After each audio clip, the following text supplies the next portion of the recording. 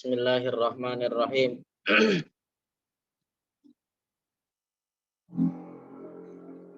Alhamdulillahirabbil alamin wa sallallahu wa sallam ala sayyidina Muhammadin asyrafil mursalin wa ala alihi wa sahabatihi thayyibin at-tahirin.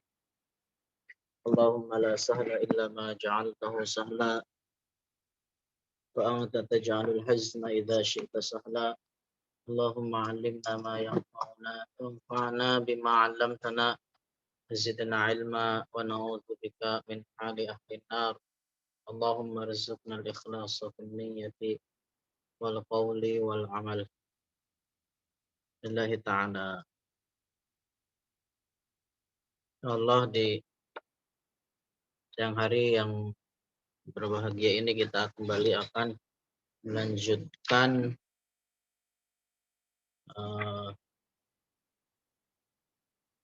tema kajian kita membaca kitab Sami'tu Syekh Yaqul. Insyaallah. Besar harapan apa yang dituturkan oleh Syekh di dalam nasihat-nasihat ini menjadi pegangan kita, menjadi petunjuk arahan di dalam rangka meraih kebahagiaan yang hakiki, yang sebenarnya kelak di akhir. Insyaallah. Qala al-muallif rahimahullah al-ibratu bit taqwa, bahwa patokan seseorang itu adalah dengan takwa. Qala al-Imam al-Harari radhiyallahu anhu, telah berkata Imam Al-Harari, semoga Allah merahmatinya, at-turqiyut taqi aula bi Rasulillahi minal qurasyiyil fasiq, bahwa seorang orang Turki yang bertakwa, artinya non-Arab, seorang ajam, orang Turki yang bertakwa itu lebih mulia, lebih utama menurut Rasulullah dibandingkan orang Quraisy, keturunan kabilah Quraisy, ya, tetapi dia seorang yang fasik. Aula minal Hashimiyil fasik, begitu juga lebih utama dari seorang Al-Hashimi, turunan Bani Hashim yang fasik. Ma'ana Rasulullah Hashimiyun, sekalipun Rasulullah adalah keturunan Bani Hashim. Tapi yang paling mulia menurut Rasulullah, yang paling utama menurut Rasulullah adalah tadi orang orang Turki yang bertakwa. Artinya ini hanya permisalan aja Turki yang bertakwa. Siapapun dari kita yang bertakwa, dialah yang paling utama, yang paling mulia menurut Rasulullah.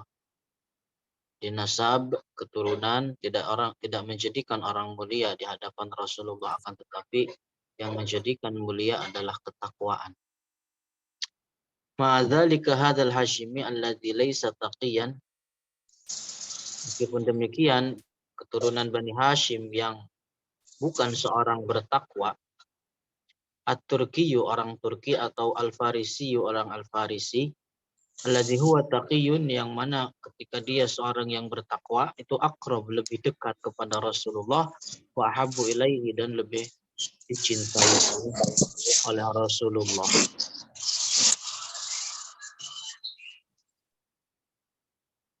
Wa qala radhiyallahu anhu, asyabu la tuqaddisu sahibaha, pakaian itu tidak menjadikan bersih orang yang memakainya, tidak menjadikan suci orang yang memakainya. Wa suratus salati wa suratus siyami la tuqaddisu, begitu juga gambaran puasa, artinya, dan gambaran salat itu tidak menjadikan suci seseorang. Artinya apa gambaran ketika dikatakan demikian? Dia melakukan salat, dia melakukan puasa, tapi secara gambarannya saja dia puasa, dia salat. Artinya dia tidak sempurna di dalam menjalankan itu. Misalkan dengan tidak mendatangkan syarat dan rukunnya di dalam salat ataupun puasa. itu. Nah, itu yang dimaksud bahwa itu tidak dapat menjadikan suci seseorang. Alladzi yuqaddisul insana amaluhu alladzi yuwafiqu syariatullah, yang mensucikan, yang memuliakan, menjadikan mulia seseorang itu adalah amalnya dia yang sesuai dengan syariatnya Allah, sesuai dengan syariat. Nah itu. Yarfa'uhu darajatin indallah. Orang tersebut akan diangkat derajatnya beberapa derajat oleh Allah. Yuqaddis artinya yuqaddis tadi, pada artinya yarfa'uhu darajat. Artinya orang tersebut akan diangkat derajatnya. Artinya apa tadi? Bahwa pakaian yang digunakan oleh seseorang itu tidak akan mengangkat derajat seseorang. Puasa, gambaran puasa, sholat, gambaran sholat, artinya sholat yang dikerjakan tanpa sempurna sesuai dengan syariat, puasa yang dikerjakan tanpa sesuai dengan syariat itu tidak akan mengangkat derajat seseorang. Tapi yang mengangkat adalah amal seseorang yang sejalan dengan syariat. Wa qala radhiyallahu anhu la yanbaghi an yughtarra bil asami wal amaim. Jadi saya juga mengatakan jangan sesekali seseorang tertipu, terbuai dengan nama-nama. Misalkan si fulan terkenal, namanya masyhur di mana-mana, itu adalah bukan patokan. Itu bukan pegangan.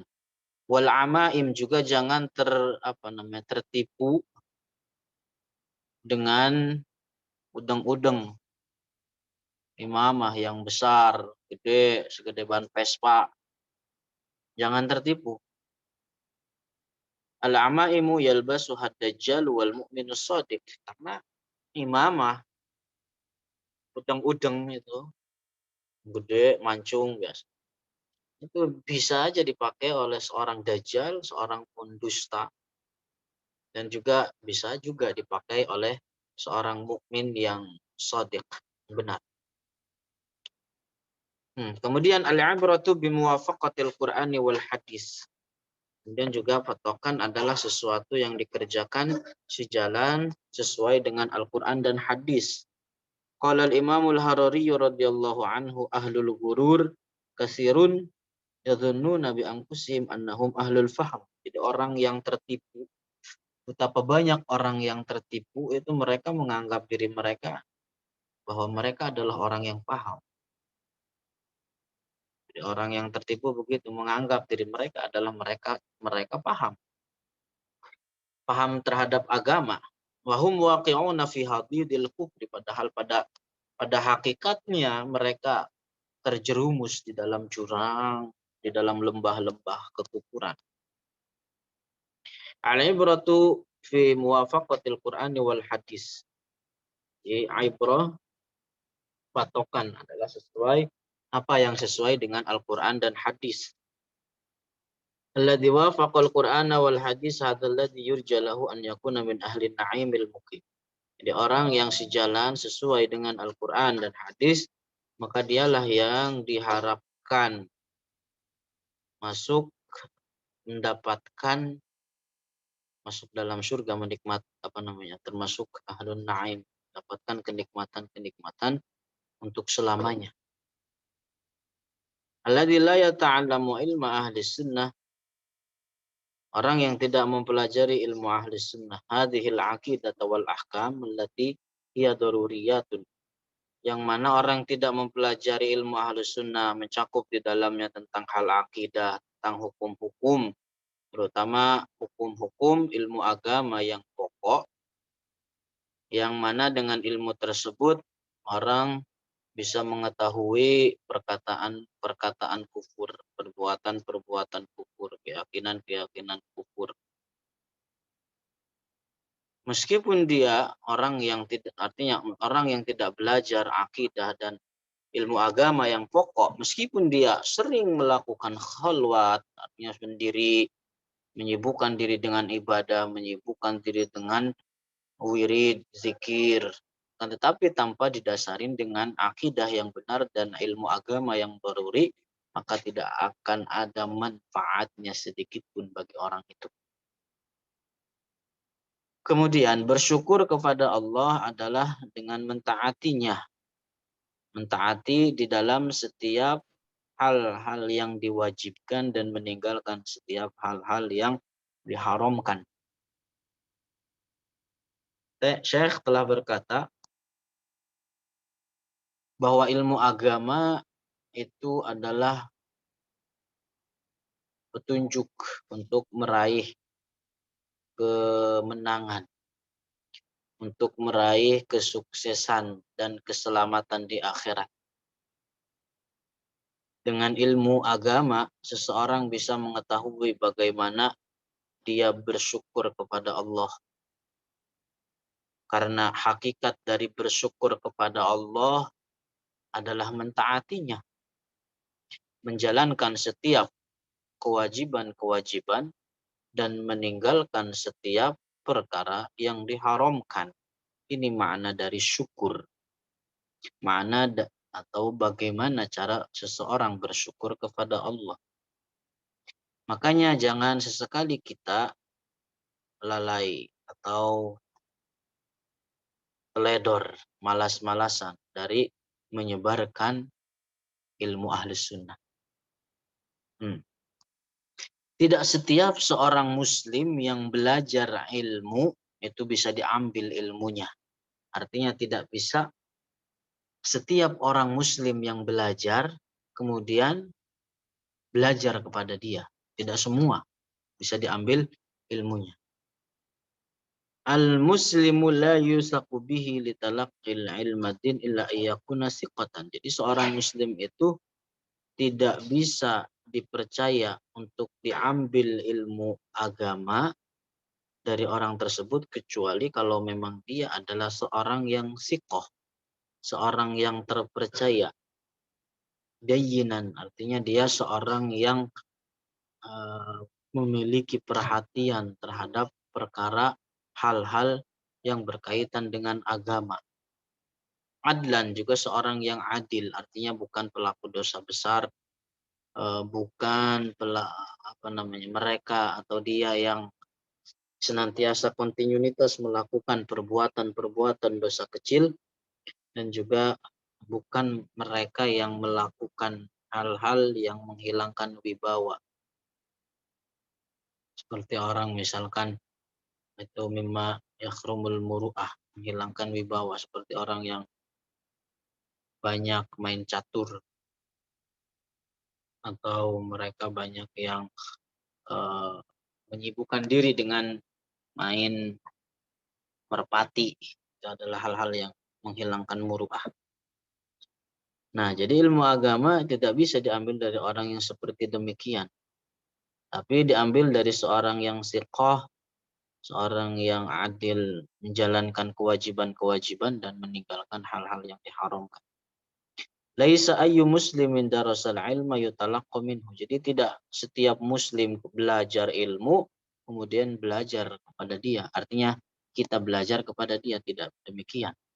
Jadi tidak setiap muslim yang mempelajari ilmu lalu diambil darinya ilmu. Al-muslimu la yutalaqqa minhu ilmaddin illa ayyakuna siqatan. Jadi seorang muslim itu tidak diambil darinya ilmu agama kecuali kalau dia adalah seorang yang siqah, terpercaya. Sabilut taqwa huwal ilm. Jadi jalan menuju derajat takwa adalah ilmu. Di dalam Al-Quran dijelaskan hendaknya kita mengambil perbekalan dari dunia yang fana ini dengan sebaik-baiknya perbekalan, yaitu adalah takwa.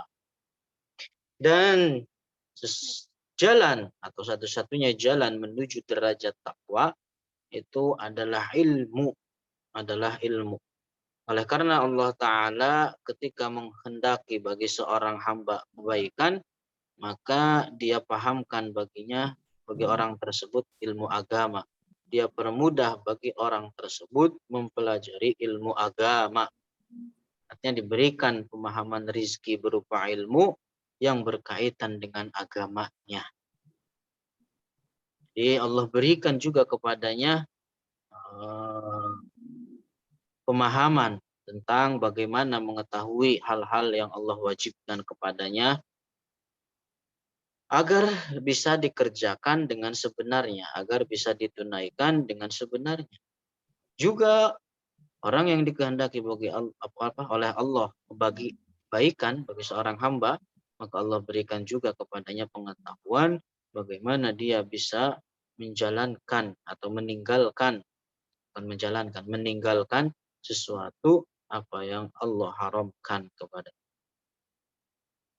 Maka tidak ada kemenangan. La falaha illa bi'ilmi muridin. Jadi tidak ada kemenangan, kegembiraan, kebahagiaan kecuali dengan ilmu yang berkaitan dengan hal-hal perkara-perkara agama.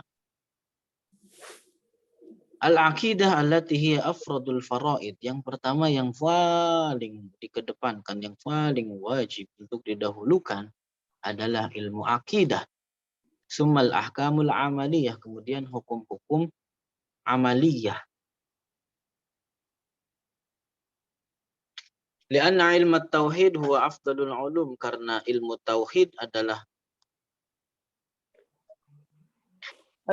ilmu yang paling mulia. Karena ilmu tauhid adalah ilmu yang paling mulia. Sebagaimana dikatakan oleh Imam Al-Bukhari di dalam sahihnya, babun ilmi qoblal qawli wal amal. Jadi bab yang menjelaskan tentang keutamaan ilmu sebelum perkataan dan perbuatan. Sebagaimana hal ini juga dijelaskan oleh Allah di dalam Al-Quran, bahwa Allah memerintahkan terhadap nabinya untuk tetap di dalam meminta tambahan akan ilmu. Meminta akan tambahan ilmu artinya meminta tambahan ilmu. Dan juga dijelaskan dalam Al-Quran bahwa satu-satunya perintah yang Allah perintahkan kepada Rasul untuk meminta tambahan dalam Al-Quran hanya satu, yaitu tambahan akan ilmu agama. Sebaik-baiknya wasiat. Qala al-Imam al-Harari radhiyallahu anhu, bahwa sebaik-baiknya wasiat adalah at-taqwa. Taqwallah azza wa jal. Bertakwa kepada Allah azza wa jal. Baik dalam keadaan tersembunyi ataupun di dalam keadaan ramai.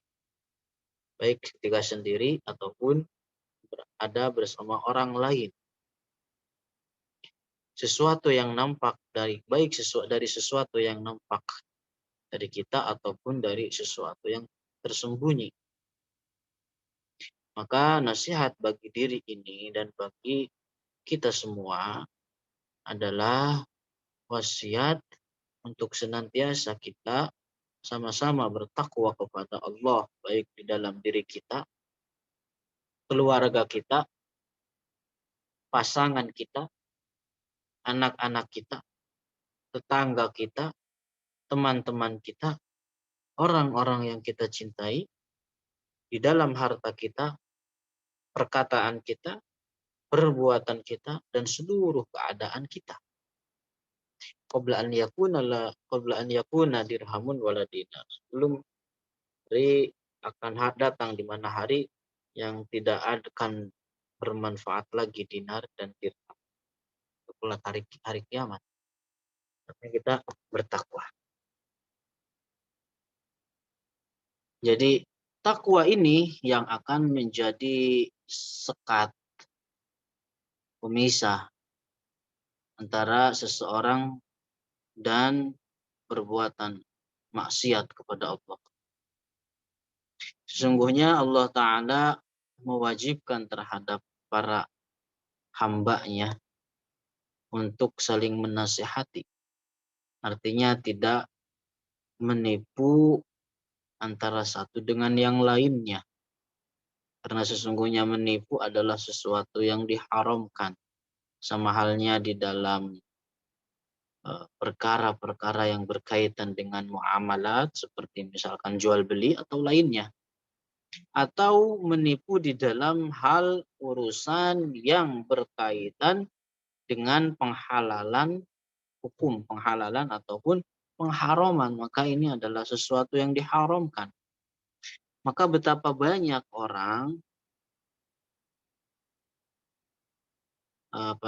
betapa banyak orang yang eh, berpakaian dengan pakaian-pakaian orang yang berilmu, dengan pakaian-pakaian seorang syekh, dan tetapi kegiatan dia adalah menipu manusia, menipu manusia. Terkadang ada dari mereka yang menghalalkan sesuatu yang Allah haramkan. Ada sebaliknya mereka yang mengharamkan sesuatu apa yang Allah halalkan. Kenapa hal ini bisa terjadi? Karena mereka tidak memiliki takwa. Karena mereka tidak memiliki takwa yang menjadi sekat, yang menjadi penghalang mereka dari menipu manusia. Tidak memiliki sekat yang menghalangi mereka dari mengharamkan sesuatu apa yang Allah halalkan, atau sebaliknya menghalalkan sesuatu apa yang Allah haramkan. Jadi takwa adalah sesuatu yang bisa menjadi penghalang manusia dari berbohong, dari berdusta, dari menipu, dari bermaksiat kepada Allah dengan segala bentuk dan macamnya. Jadi itu adalah takwa, sekat antara manusia dan perbuatan-perbuatan maksiat kepada Allah. Maka dari sini apa yang dikatakan oleh sebagian orang yang mengaku ahli ilmu, akan tetapi mereka mencaci maki Allah, akan tetapi mereka menghinakan Allah dalam keadaan marah. Lalu mereka mengatakan bahwa orang yang mencaci maki Allah dalam keadaan marah lalu tidak dikafirkan, maka pada hakikatnya orang tersebut telah menipu manusia. Ada sebagian orang yang seperti itu. Kita selaku hamba Allah, selaku manusia, hendaknya mengagungkan pada Allah dalam setiap keadaan. Baik dalam keadaan marah ataupun dalam keadaan ridho, dalam keadaan bercanda, dalam seluruh keadaan.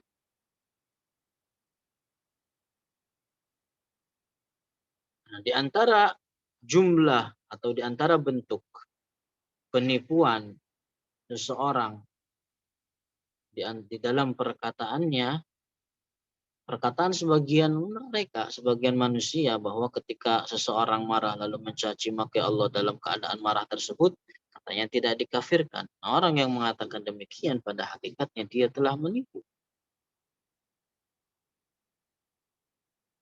Meskipun dia adalah seorang yang bisa dikatakan seorang yang qadhi. Jadi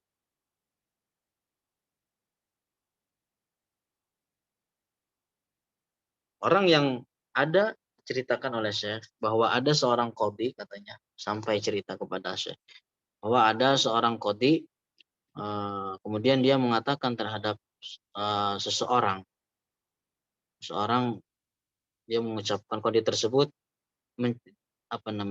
mendapatkan cerita tentang seseorang yang mengatakan terhadap anak kecil, dia mengatakannya apa orang tersebut, ya ibnallah. Kemudian apa qadhi tersebut tidak menghukumi dia ada orang lain sebelumnya, ada orang lain mengatakan kepada dia, auzubillah hadza kufur. Perkataan tersebut adalah perkataan kufur. Kemudian qadhi tersebut nembalin, tidak, katanya, la laisa kufron, katanya, tidak kufur. Walayan hadal kalam innama qalahu faqat. Jadi dia tidak berniat untuk mengatakan perkataan ini, tetapi dia hanya mengucapkannya saja. Artinya dia tidak berniat untuk kufur, akan tetapi dia hanya mengucapkan saja. Nah, qadhi yang seperti ini yang dimaksud oleh Syekh bahwa dia pada hakikatnya telah menipu orang, telah menipu manusia. Nah, jadi Pada hakikatnya orang yang seperti itu tidak memiliki kaidah, tidak memiliki kaidah di dalam hal ini. Mereka memporak-porandakan agama ini. Memporak-porandakan, mentahrif agama Allah. Bagaimana kita ketahui semua bahwa orang yang mencaci maki Allah, orang yang menentang terhadap Allah, orang yang mencaci maki Rasulullah atau mencaci maki syariat Allah, mencaci maki agama Islam yang diturunkan kepada Rasulullah Muhammad, maka dia telah kafir meskipun dalam keadaan marah. Tentu hal ini semua sudah kita pelajari. Tidak bermanfaat pengakuan atau dirinya mengaku seseorang cinta terhadap agama ketika dia melafadzkan perkataan-perkataan kufur. Jadi ketika orang mengucapkan perkataan-perkataan kufur, sebesar apapun pengakuan dia cinta terhadap agama, nggak ada manfaat. Nggak ada manfaat.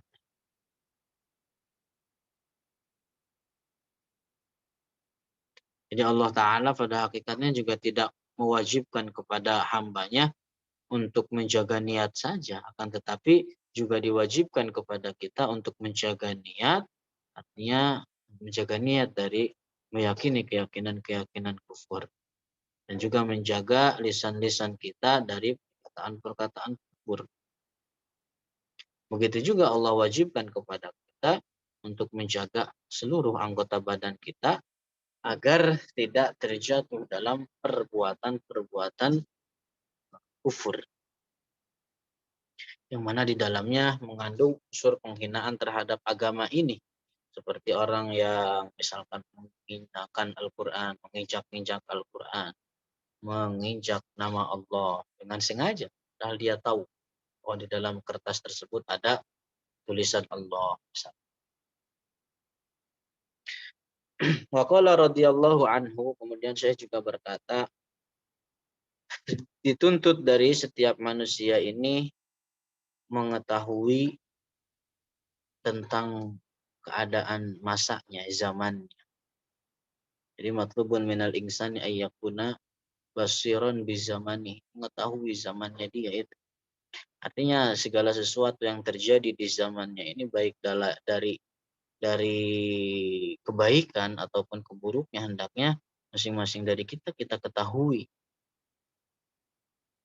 Hendaknya itu dituntut dari kita untuk mengetahui ini agar kita bisa meninggalkan, bisa menjauhi perbuatan yang buruk dari kejadian-kejadian yang terjadi di zaman kita ini. Zaman kita ini. Jadi, kenapa tadi dikatakan dituntut untuk mengetahui hal-hal yang terjadi di zamannya, agar dia bisa meninggalkan sesuatu yang buruk yang terjadi di zamannya tersebut. Kemudian saya juga berkata bahwa orang yang tolong-menolong di dunia, ketika di dunia di dalam perbuatan maksiat, maka kelak di akhirat orang tersebut itu akan saling memusuhi satu sama lain.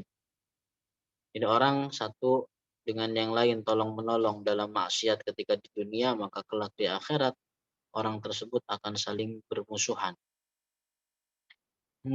Seerat apapun, sekuat apapun pertemanan, persahabatan mereka di dunia, kelak di akhirat akan menjadi musuh.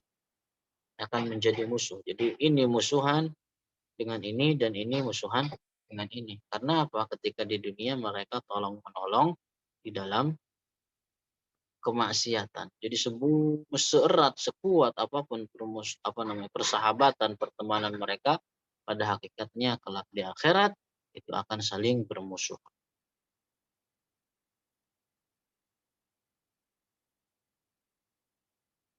Wa qala radhiyallahu anhu, kalau seandainya kita melihat Allah di dunia ini, maka tentu kita akan takut kepadanya dengan takut yang sempurna, ya, penuh sebenarnya. Dan sama sekali mungkin dari kita tidak akan ada yang bermaksiat kepadanya. Akan tetapi ketika kita tidak melihat Allah di dunia ini, maka disitulah kita memiliki keberanian untuk bermaksiat kepada Allah. Jadi seorang yang kadar tingginya derajat seseorang menurut Allah adalah sebagaimana atau sebesar apa rasa takut dia terhadap Allah. Sebesar apa bentuk pengagungan dia terhadap Allah, maka setinggi itulah orang tersebut diangkat derajatnya menurut Allah. Qala radhiyallahu anhu, yang diwajibkan atas seorang manusia adalah hendaknya muraqabatullah. Artinya merasa bahwa diri ini adalah senantiasa diawasi oleh Allah, baik dalam setiap gerak-gerik kita, diam dan bergeraknya kita. Artinya senantiasa kontinuitas dihadirkan di dalam hati, rasa takut kepada Allah dalam setiap keadaan.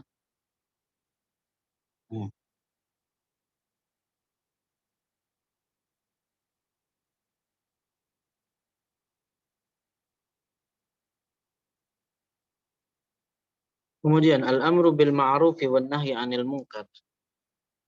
Qala al-Imam al-Harari radhiyallahu anhu, mukafahatud dhalali fardun 'ala kulli man istata'a. Jadi memerangi kesesatan adalah suatu kewajiban bagi orang yang mampu. Sampai bagaimana kewajiban tersebut? Sampai terhasilkan sesuatu yang cukup. Sesuatu yang cukup. Jadi mengajarkan ilmu akidah Ahlus Sunnah di zaman kita sekarang ini, di hari kita sekarang ini adalah seperti jihad. Seperti jihad adalah merupakan jihad yang di dalamnya memerangi kekufuran orang mujassimah, kekufuran orang-orang musyabbihah seperti Wahabiyah di zaman sekarang dan lain-lain. Dari mereka golongan-golongan yang menyempal sesat. Jadi berjihad dengan memerangi golongan-golongan yang seperti ini adalah merupakan kewajiban yang harus didahulukan. Maka orang yang malas-malasan dari hal ini, dari mengerjakan hal ini, maka ketahuilah bahwa dia berhak mendapatkan siksaan Allah. Wala'iyadzubillah. Adapun jihad dengan senjata, maka telah gugur kewajibannya bagi kita. Kenapa? Karena kita tidak mampu untuk melakukan hal itu di zaman kita sekarang. Nah, makanya tidak cukup bagi seseorang mempelajari hukum-hukum fikih tanpa mempelajari tentang akidah Ahlus Sunnah, yang dengan ilmu Ahlus Sunnah tersebut seseorang bisa membedakan antara kufur dengan iman. Wa qala radhiyallahu anhu, dan di antara kewajiban yang paling ditekankan adalah membela agama Allah. Caranya adalah dengan membantah mereka golongan-golongan yang sesat dan memperingati mereka. Artinya memperingati masyarakat dari bahayanya mereka, golongan tersebut. Kemudian ketika orang memiliki kekuatan dengan membangun dalil-dalil, dengan menyampaikan dalil-dalil baik dari Al-Quran atau dari hadis atau dari dalil akal, kemudian dia melakukan kewajiban tersebut, maka dia akan mendapatkan derajat yang tinggi di kalangan umat Islam sekarang ini. Adapun orang yang teledor, malas-malasan, atau orang yang tidak mampu menyampaikan dalil-dalil, maka bukan yang teledor, bukan yang malas-malasan. Adapun orang yang mereka tidak mampu menyampaikan dalil-dalil, maka keutamaannya, tapi dia tetap semangat, dia tetap menyebarkan akidah Ahlus Sunnah, Dia tidak bisa menyampaikan dalil-dalil, maka itu keutamaannya di bawah atau lebih sedikit dibandingkan dengan yang tadi. Nah, kedua golongan ini masuk ke dalam hadis Rasulullah, keutamaan hadis Rasulullah al-mutamassiku bisunnati inda fasadi ummati lahu ajru syahid, bahwa orang yang berpegang teguh dengan sunnahku, kata Rasulullah, yang dimaksud adalah akidah dan ahkam, ketika umat ini rusak maka dia akan mendapatkan derajat seperti orang yang mati syahid. Maka dakwah itu membutuhkan kepada uslub, metode-metode bagaimana agar orang istilahnya menerima agar dapat diterima oleh manusia. Nah, maka hendaknya kita di dalam metode dakwah itu menggunakan cara yang seperti ini agar diterima oleh manusia. Jadi tidak setiap apa yang kita ketahui kita katakan. Kita pelajari dulu bagaimana medan dakwah yang kita yang akan kita babat, yang akan kita sampaikan, di mana pelajari dulu gimana medannya, keadaannya, barulah di situ. Jadi tidak setiap apa yang kita ketahui kita katakan. Jangan obral istilahnya, jangan obral kabar. Jangan setiap apa yang diketahui dikatakan. Nah, ini adalah merupakan jihad. Maka insya Allah kata saya, setiap masing-masing dari kita menjalankan amal ini dan diharapkan mendapatkan pahala, ganjaran pahala mati syahid seperti orang yang syahid di dalam medan peperangan. Wallahu a'lamu bishawab. Yang ditanyakan, kalau ada yang ditanyakan mungkin silahkan.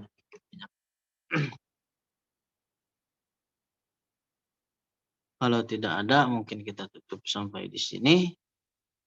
Barakallahu fikum warahmatullahi.